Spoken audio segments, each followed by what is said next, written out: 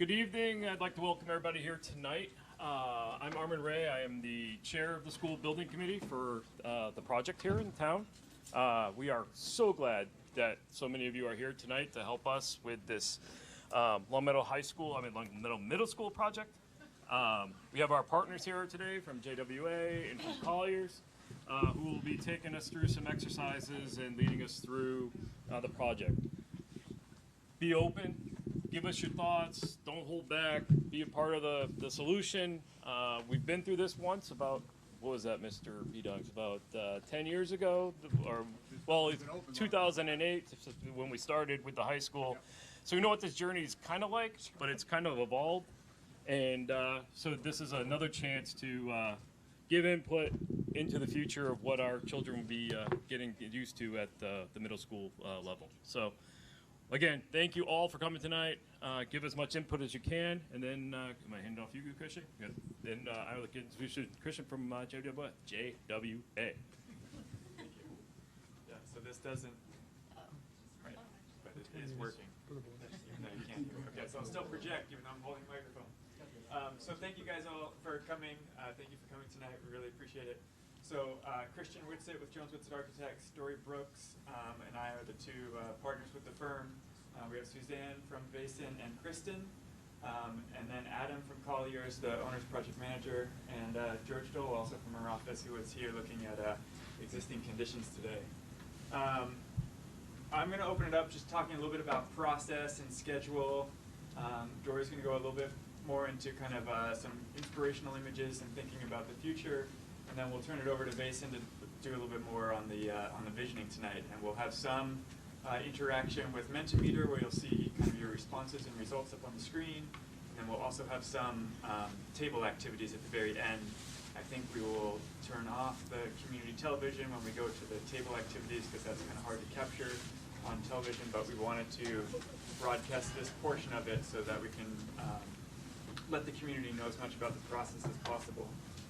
So just in terms of kind of how the team is arranged, the district has partnered with the Massachusetts School Building Authority, the MSBA, for this project. They're a grant organization, so they help fund the project, and in exchange for, or as part of that funding, you kind of go through a very rigorous process, because it is state money that's going into the project, so they want to make sure that it goes forward in the way that they see fit. Colliers Project Leaders is the owner's project manager. You'll hear that acronym OPM a lot.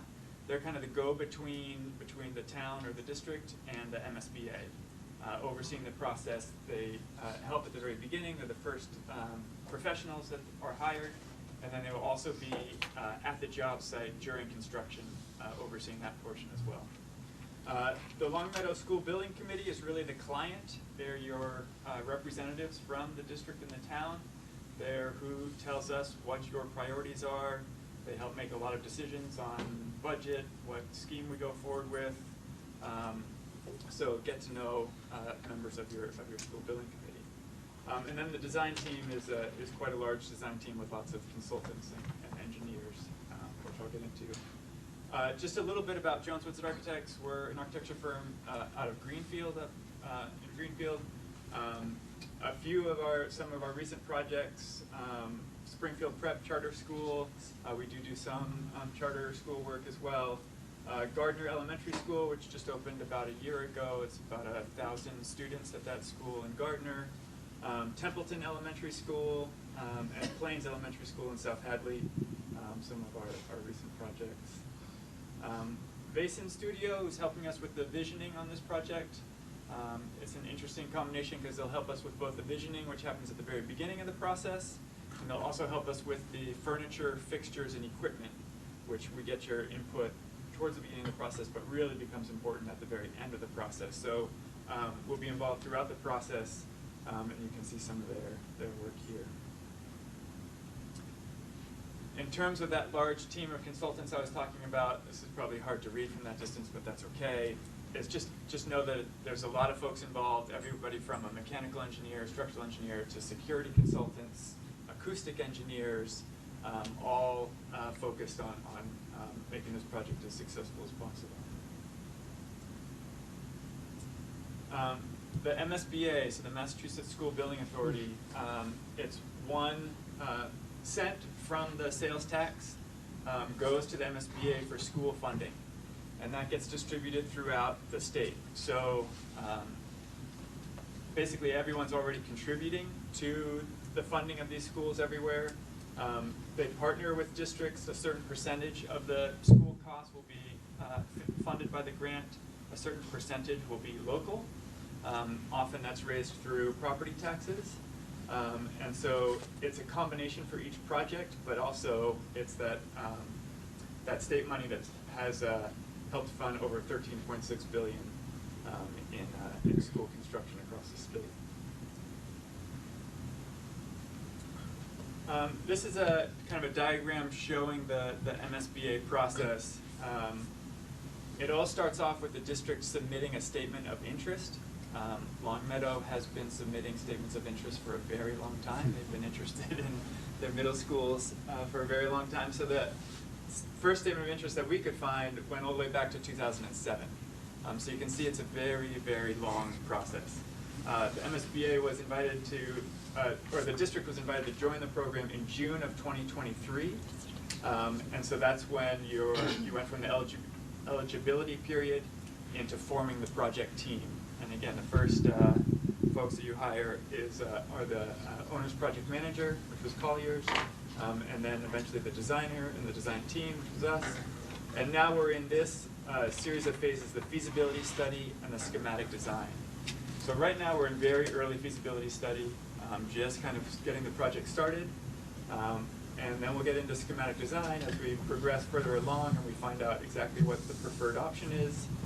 Then the whole process kind of pauses for a little bit, and that's when we stop and go for the funding the project. And that needs approval at both the state level with the Massachusetts School Building Authority, and then also approval at the local level, usually with a town vote.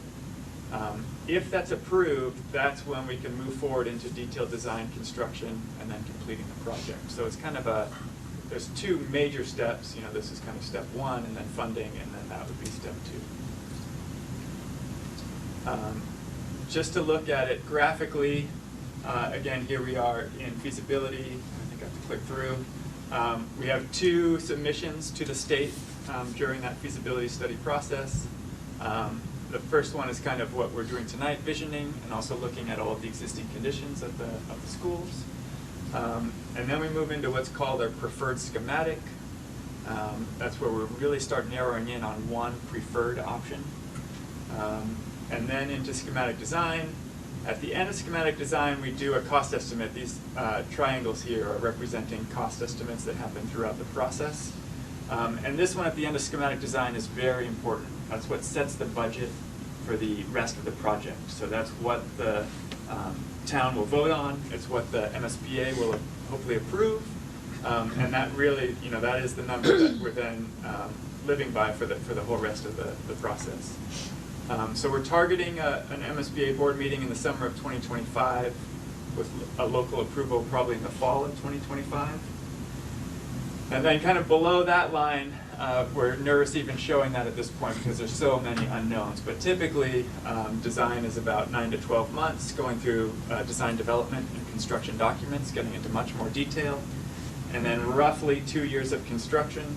That can grow if it's an addition renovation project. That can potentially shrink a little bit if, depending on the general contractor, construction manager. That's much further down the line. We'll get into that. But mostly showing this in that it's a long process. We'll be coming back to the community often for input and feedback. And why we're very glad that you're here tonight to start off. This is going through those deliverables in a bit more detail. Again, our first submission to the state happening in early May, and that's really looking at the education program that the district actually writes, and that is a guiding document for the rest of our design process. We really want to make sure that the design fits with what is needed by the community and what's needed by the district. A space summary program is really getting into the nitty-gritty of the square footage of the building. Evaluating the existing conditions, it's important to look at the current state of the schools, look at whether an addition renovation option is possible. Just really making sure we do our due diligence to see what possibilities are out there. And then developing just preliminary alternatives and options. Through that process, we're hoping to get to a preferred schematic, and that's, again, where we decide we would like one school on this site for this many students, and that goes to the state in August. If that is approved, then we move into schematic design, again, with the goal for that is that detailed cost estimate. I'm going to turn it over to Joy to talk a little bit more about the visioning portion. Can everyone hear me? It's funny, I see the point here, not amplifying. So, Dory Brooks, Jones Woodson Architects. As Christian was saying, this first initial phase of the project, a lot of what we're doing is listening to the community, the faculty, the parents, the students, the district. And while we're listening, we're also essentially trying to create a conversation between those groups to talk about the vision for the school. So it's tricky because we're all working together today trying to design a school that will last for decades.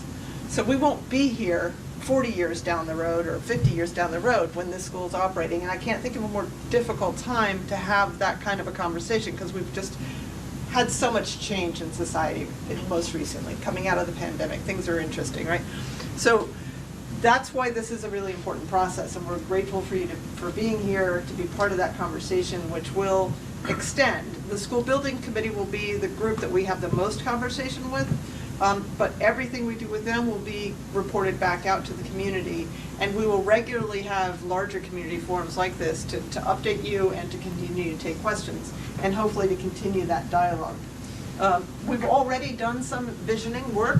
We began with a faculty engagement and visioning workshop. They happen to have a professional development day, so right away we jumped in before we really had even gotten our feet under ourselves, just to start that process of talking to the faculty at both middle schools, to engage them both in the process. Even though Glenbrook is our study site, obviously you can't talk about reimagining middle school in Long Meadow without engaging both schools, so we've been doing it that way. We've also had a district leadership session, and you're going to do some of what they did with us today. And then today we began our actual shadowing and interviews at the school. So we were at Glenbrook today, observing classes, photographing, doing some activities with the students, and then interviewing teachers, just a small group of teachers, just to get a feel for things. We'll do the same thing tomorrow. And then we'll ultimately bring this back to the faculty to do some workshops with them. And at that point, we're really starting to talk about where the school might go based on what we're hearing, start offering options. A lot of our work and our job is to really provide you information. And by you, I mean you, the whole community. And it happens all along the process. Sometimes it's about offering you options of ideas, showing you other schools, other educational plans, and then eventually working through the school building committee, sharing a lot of information. If they don't understand something that we've said, or if they want more information or analysis on a building system or a layout or an option, then it's our job to provide that. So we completely work for you. That's the real important point there. Before we get to the visioning tonight, I just thought it might be helpful to sort of take a big look back here, step away from the project, and talk about the value of our schools to us beyond simply the educational value. So we've all known of their significance. Obviously, we've all gone to school. But I'd say since the 90s, the science around schools has become more clear. And by the science, I mean the impact of the environment on students and their learning. So we know what's been happening there. I think as architects, we've always felt that certain things matter, but scientists have been studying that more clearly. And it matters because students are in schools for almost 16,000 hours in their childhood, from K to graduation of high school. They'll be in a school environment. So that environment not only is impacting their ability to learn in many ways, but it's also impacting their well-being and their health, and sort of setting them up for their future. So we take the process of design very seriously, not just to provide educational experiences, but also to really further the health and well-being of students so that they can be successful in that environment. As I say, since the 1990s, there's been a lot of research kind of talking about the different parts of the design, and it's a complex building. Somebody once said it's like trying to eat an elephant. Where do you start? You know, how do you design a school? There's so many facets to it, so many systems at play, and so many things that ultimately impact students. And while we care about the things that are invisible, we also care about the things they touch and feel and breathe and interact with. So this process is long and complex, and ultimately it results in the most important space, which is the space where students are learning. In studies that have looked at the impact of schools, it's true that a lot of what impacts student success happens before they get to school, and it's a fairly small percentage of things that actually impact them once they're in school, in the environment, but still 16% of their actual educational impact comes from the quality of the environment. And that, again, is hard to break down because there's things that overlap and they're very distinct in different environments.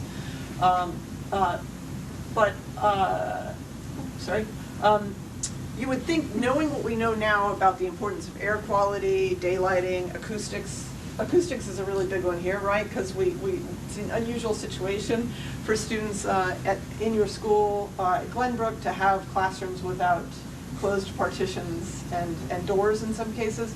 How that acoustically impacts their ability to focus is a really critical thing for us to pay attention to and understand. And there's certainly lots of science that talks about the impact of reverb on students' ability to focus. So all of those things play into how we design. They certainly have played into the experience thus far. And you'd think, knowing these things now, we would have really strict standards on how schools should be designed, but we don't. There is no actual, reference book to go to, in a sense, that says this is what you must meet. But there are, in Massachusetts, requirements that schools are designed according to green certification standards. So we will ultimately have the committee choose between USGBC's LEED schools versus CHIPS. CHIPS is an alternative system. It's a collaborative for high-performing schools.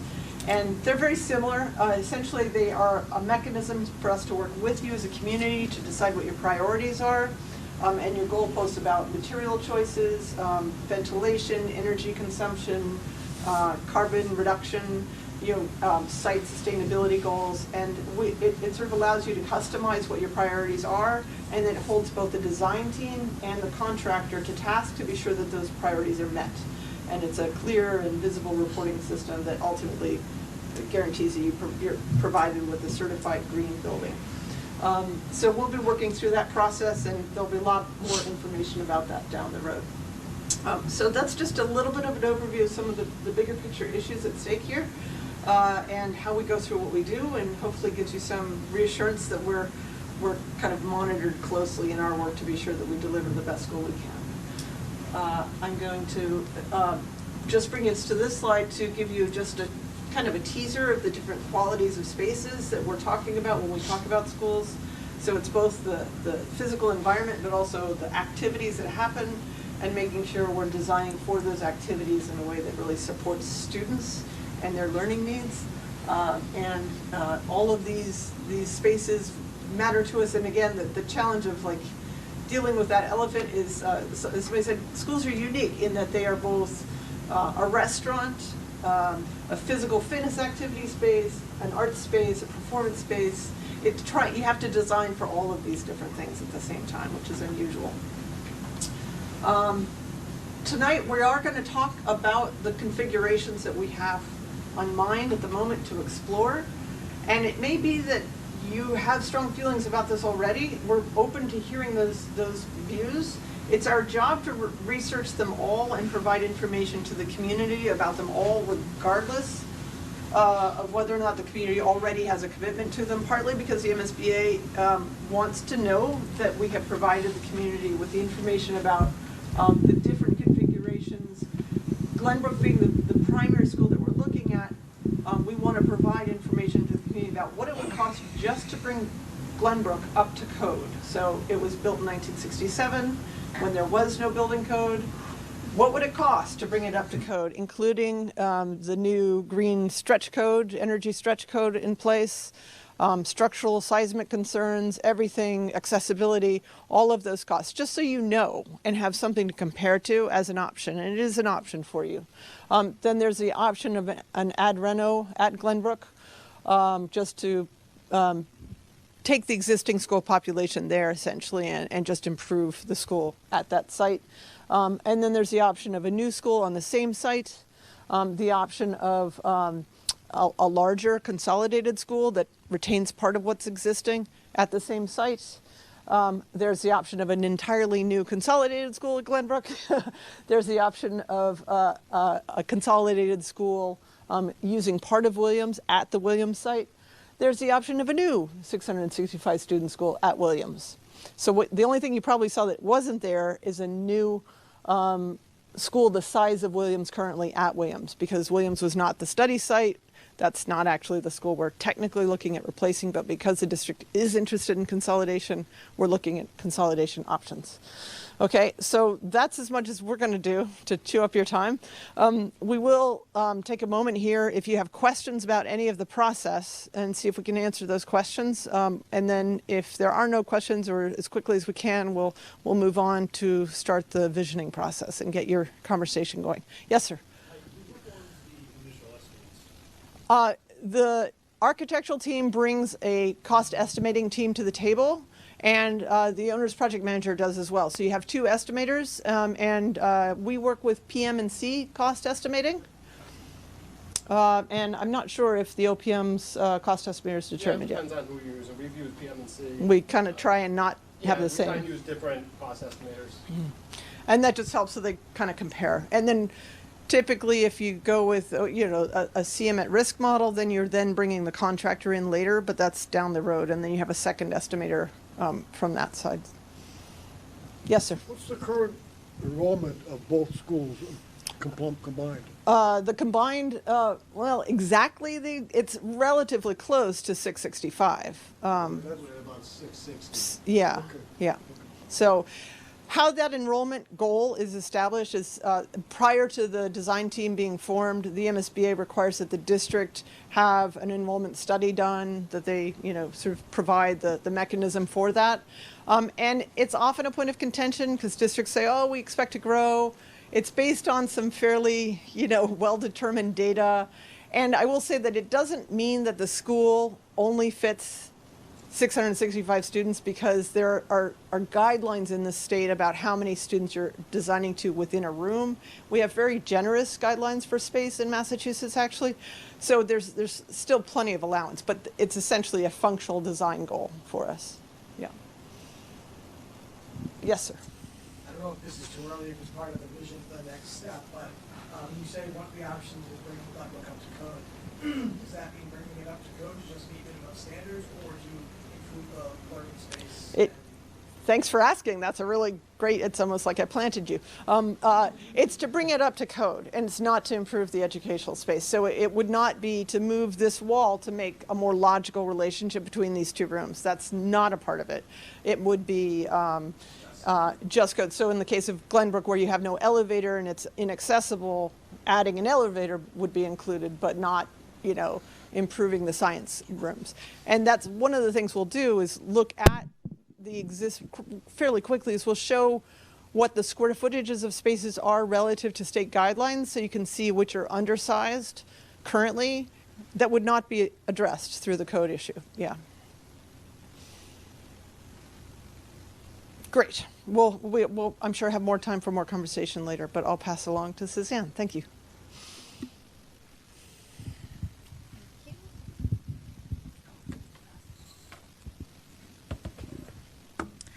Good evening, everyone. Thanks for coming out tonight. I really appreciate everyone's time, and just know that your contribution and any thoughts that you provide is really integral and important to the process.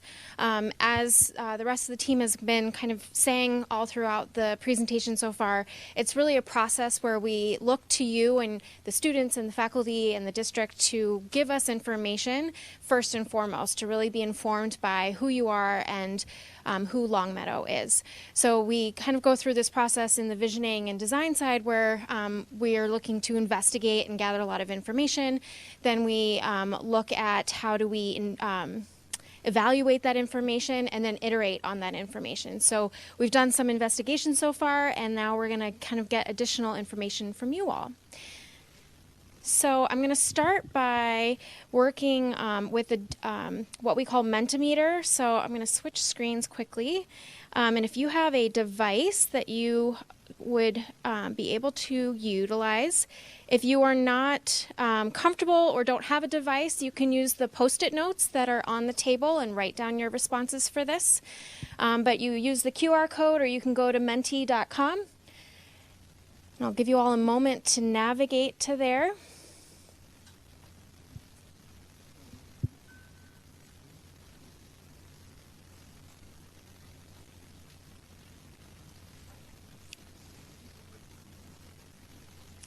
If you're having trouble, let me know.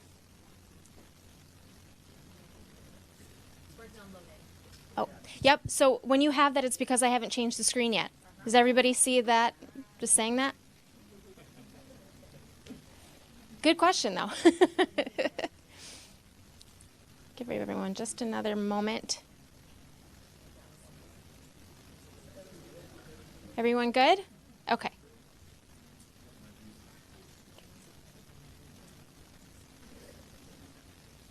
Okay. Here we go. Okay. So the first that should move on your phone with the slides. Everyone good? See the movement? Okay, great. So the first question for visioning is critical success. So really big, high in the sky. Once the Reimagine School is complete, what outcome to you will mean that the project was a success and the process was a success. So consider how it feels, how you experience the building, the site, how community and education happens. And then once you have those thoughts, please enter them in your phone.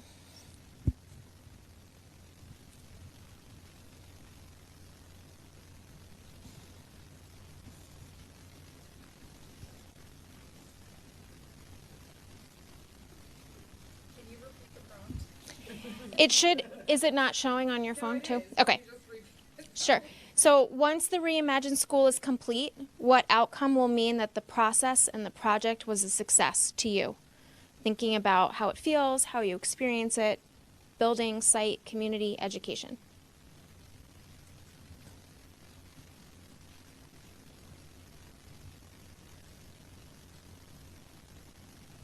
And if you're having trouble, just raise your hand and we can help.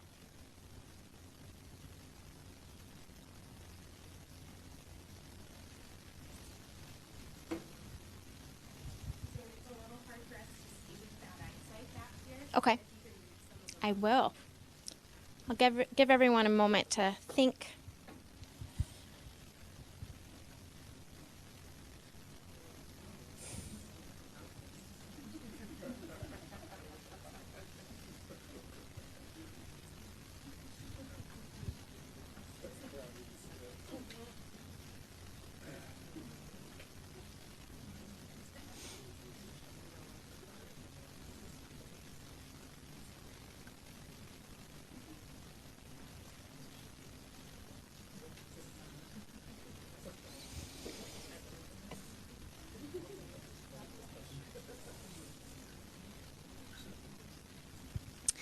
So I'm seeing some really great answers around clean, safe, and functional.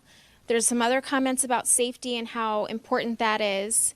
That students have a bright, open space for learning that embraces modern technology, comfortable, enjoyable, collaborative environment, and health and safety again, that those issues are resolved, that the students look forward to coming to the new learning environment. Again, safety is repeated several times. That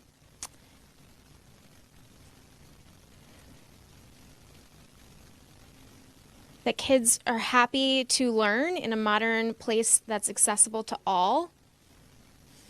People are excited. There's a buzz around town, even if they aren't a student. That it's considered a top school building in the state. That's a great one. premier community in Western Massachusetts for education.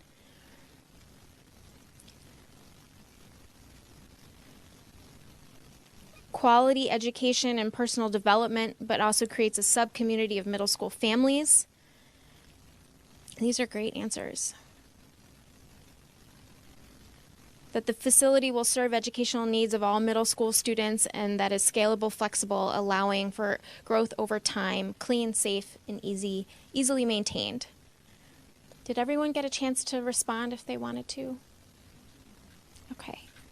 So hopefully you can see from those in the room, there's some great aspirations around this project and kind of looking at what are those measures of success. One of the things that we do with this is make sure that we kind of look at creating some guiding principles for the project and check back to them often. So understanding every time there's a decision made, are we making strides towards these things that you're saying are that critical success piece? So safety, modern learning environment, and so forth. Okay, so the next piece is what we call essence.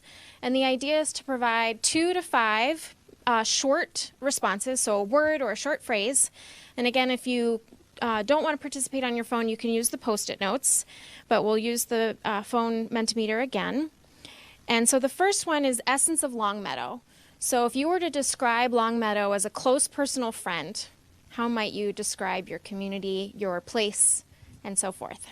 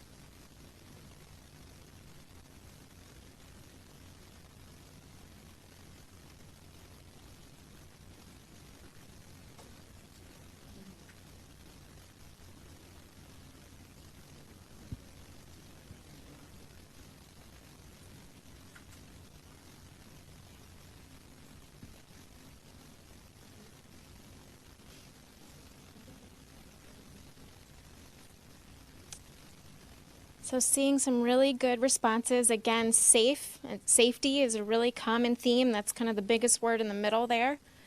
Welcoming, community, friendly, and then there's a lot of other words. So family, familiar, family focused, so elements around that. Close community, great place to raise kids, caring, walkable, smart, beautiful, inclusive, healthy and walkable, financially secure, knowledgeable, hardworking.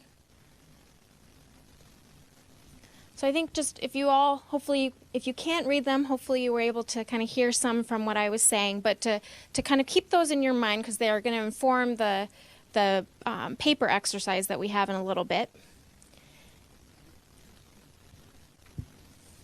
Did everyone get a chance to respond? Okay. So a couple others. So one is regarding educational programming, how should the middle school support students and learning? So again, a short phrase or word to describe this for you.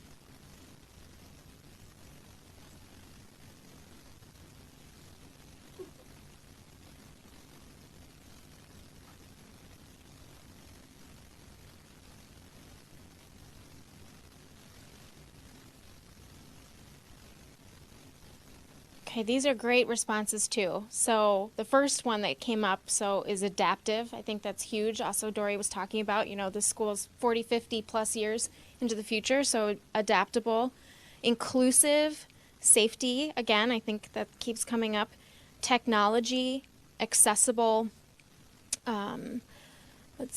enrichment, cutting edge, best practices, green space, community hub, great teachers, scalable technology, flexible technology, diverse opportunities, variety of learning methods. So there's some elements around diversity of learning opportunities, mental health services, inspirational, visually appealing. I'd love a volunteer. Is there anything on here that you'd really like to emphasize? So something that sticks out to you that you just want to kind of give another emphasis to. In the back?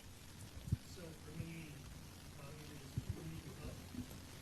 So we've had 2 middle schools since inception, and this presents a unique opportunity where the middle school can actually be a community hub for all of those families and all of those students. Right now, the kids go to middle school unless they live in the same neighborhood, which they're not where they go. They don't get to know each other. Eventually, when they get to high school, they do. But to me, this presents a unique opportunity of creating a community hub for that group of families and students to do something that we've never done before. Yeah, that's wonderful. Thank you so much for sharing that. Is there another volunteer that wants to emphasize something?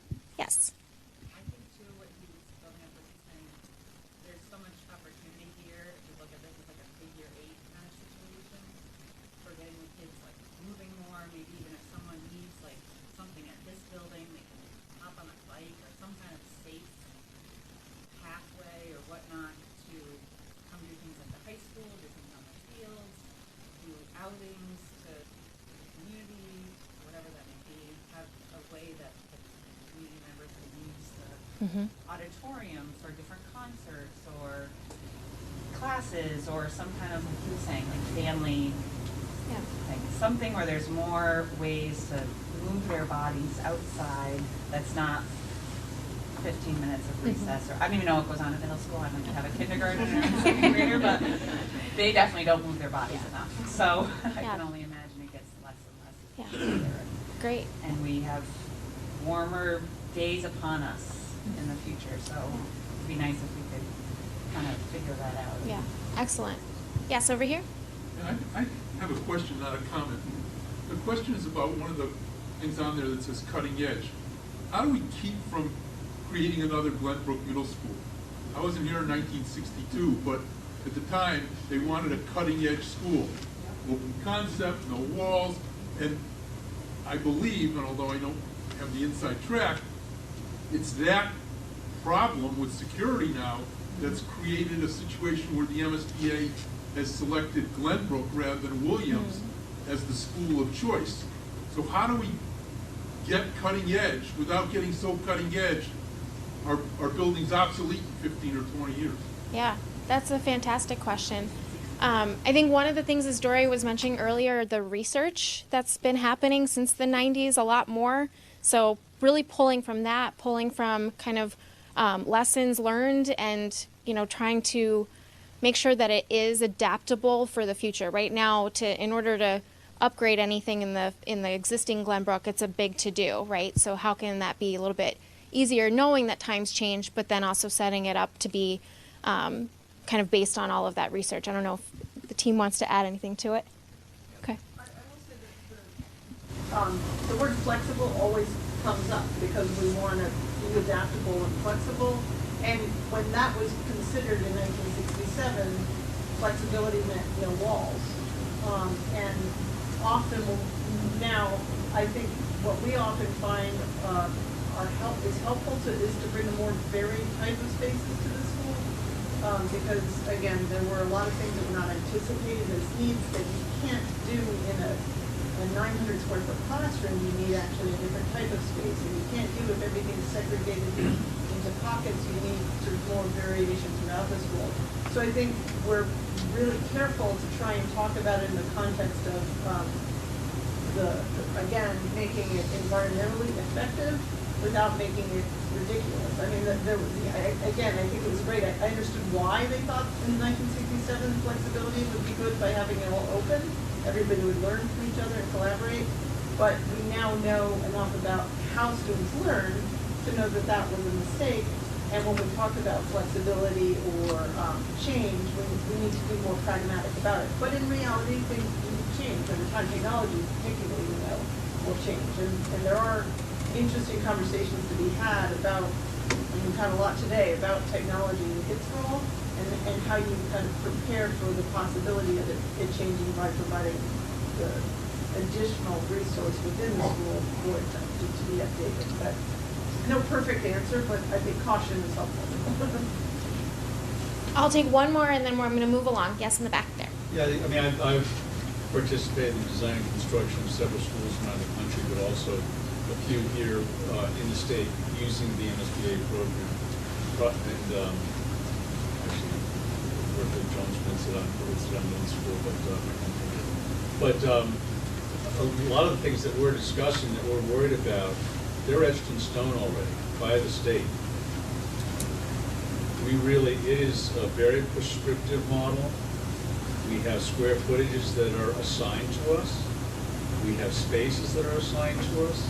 It is based on a lot of really impressive research done by the people who ran the MSBA when it started, got everything organized, came together with a really amazing program for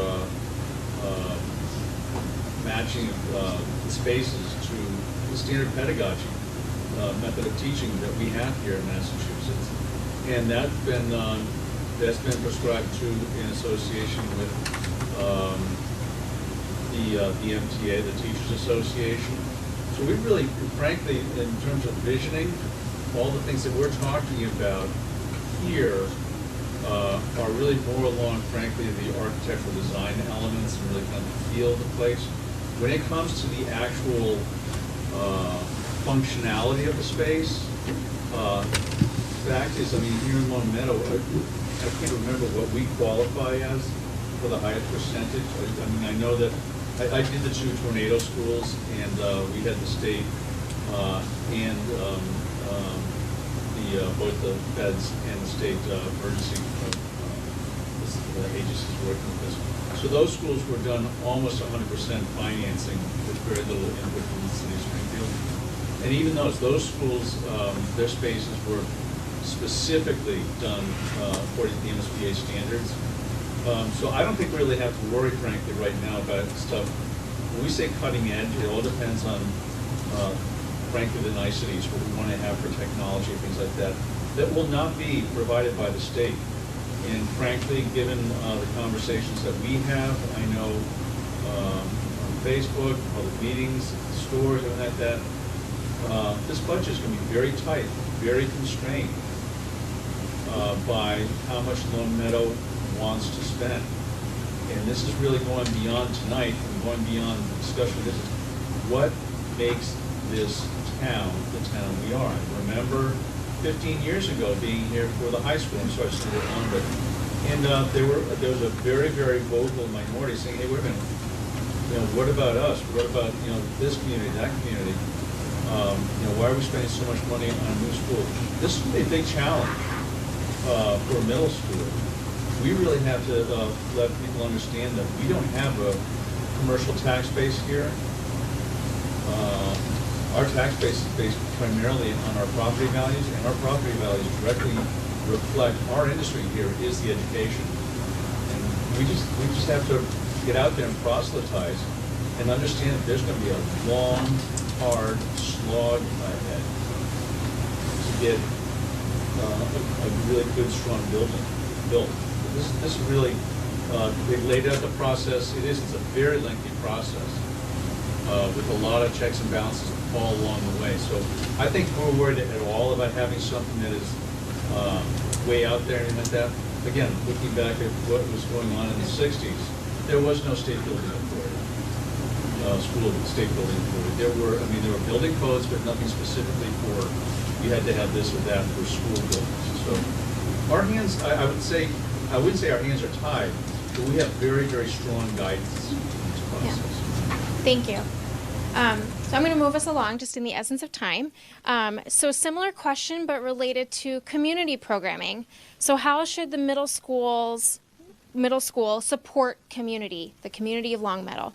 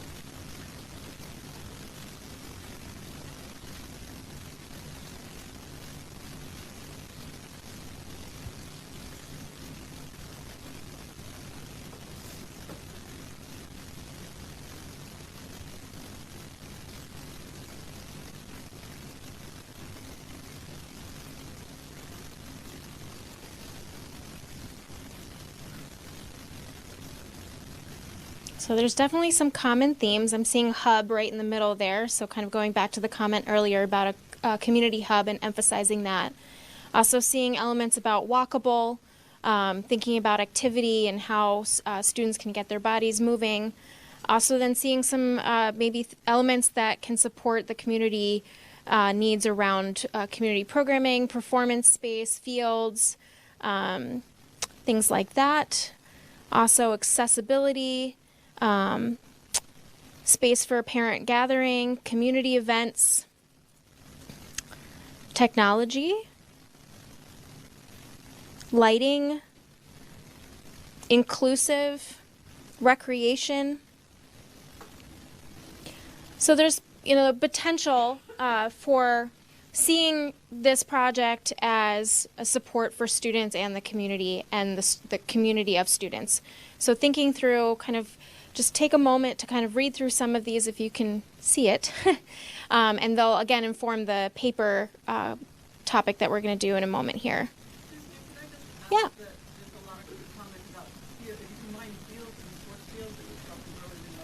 Mm-hmm. Given that the high school has a fairly large amount of field, I'm curious why or what motivates that. I can answer that. So the middle school fields are deplorable. They are disgusting. They have not had any work done on them probably 20 years, and they're unsafe. Right now what's happening is more and more of the youth sports teams have to play on the high school fields. And what's going to happen is you're going to see the steady degradation of Russell, Wolfsbach, and all the other fields that are operational and do provide at least a decent base that people can play on. And everyone knows we have extremely limited financial resources. We will be in the hole again in 5 years with fields that are just going downhill. So if you go back to, and I'm sorry, I will be the community hub guy tonight.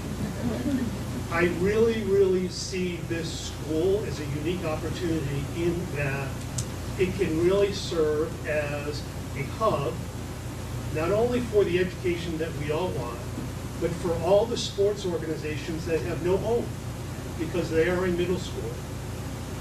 You can have what you see today in the high school. I mean, kind of the possibilities are limitless. You can have an 8th grade band that can play at halftime for girls lacrosse, or boys lacrosse, or youth football. And to me, that is really what I see the vision of this school being all about. Because right now, it's completely devoid of all those sort of satellite support activities. There is no cohesion in what we do in the 5th, 6th, 7th, 8th grade levels. Thank you. And those fields are used beyond just the middle school. And Parks and Rec uses them like center sport and play center, on November fields. I would just add in that this is the kind of feedback that's very valuable to the entire committee as we go along in this. Because there are things within the process that the MSBA will and will not reimburse us for. So when we start talking about community hub, some of these things might come out as very important to the community. We will have to weigh the financial ramifications of those choices as we go along. Another thing that I think would be very popular to throw out there would be like an auditorium. An auditorium is not sponsored as part of the school by the MSBA, but probably really important to the community, right? So there are going to be a bunch of things that we're going to have to talk about along this journey together, and the visioning is awesome how we get the words, and it was like with the teachers as well. What's so important to the community so that the community can take it back and then prioritize those with our partners. Thank you. Oh. Just like a random, but thinking of trying to make money off of things, can we rent an auditorium? That's what we do here, like something like that where we could be like, hey, dance recitals, come have your, I'm just trying to think of ways to use the building 24/7, make it like a hub like he's saying, but also it's more than a school, I think, to us. Yeah, that's a great point. And I think there's some protocols that if you kind of sort through some of those things and the district can determine what's viable, then the design can support those. Okay, last one for this, and then we're going to move to the paper activity. So how top of mind or of value are the following educational opportunities to you specifically regarding middle school learning? So it's ranking at 0, not at all, to 10, extremely valuable. And you should see some sliders on your phone.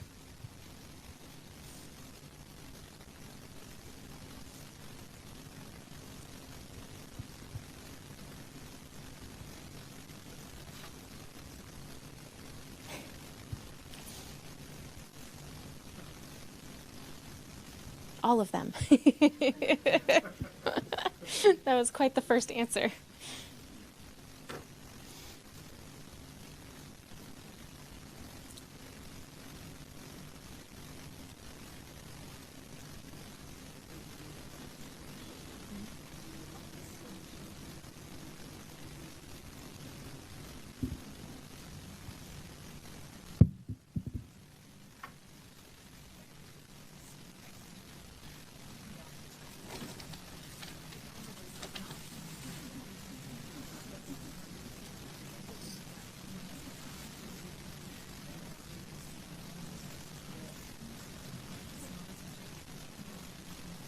Okay.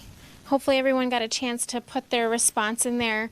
We're kind of taking this as a question to all of the stakeholder groups to kind of get a sense of where things land. A lot of things are important these days. We put a lot of students are kind of really looking for a variety of things, as well as needing to, there's high performing in terms of academics and sports and everything. So just kind of taking a good gauge of this. So we're going to jump into the group activity. So if you're in the back, I'd love to have you come to a table in the front and kind of distribute a little bit evenly across the tables as you can. And Kristen is handing out a worksheet. So there's two sides. We're going to start with the front side. I didn't count, so let me know. Oh, yes. Okay. And at this time, we're going to formally conclude the recorded session. Thank you. Thank you. Thanks very much. Yeah.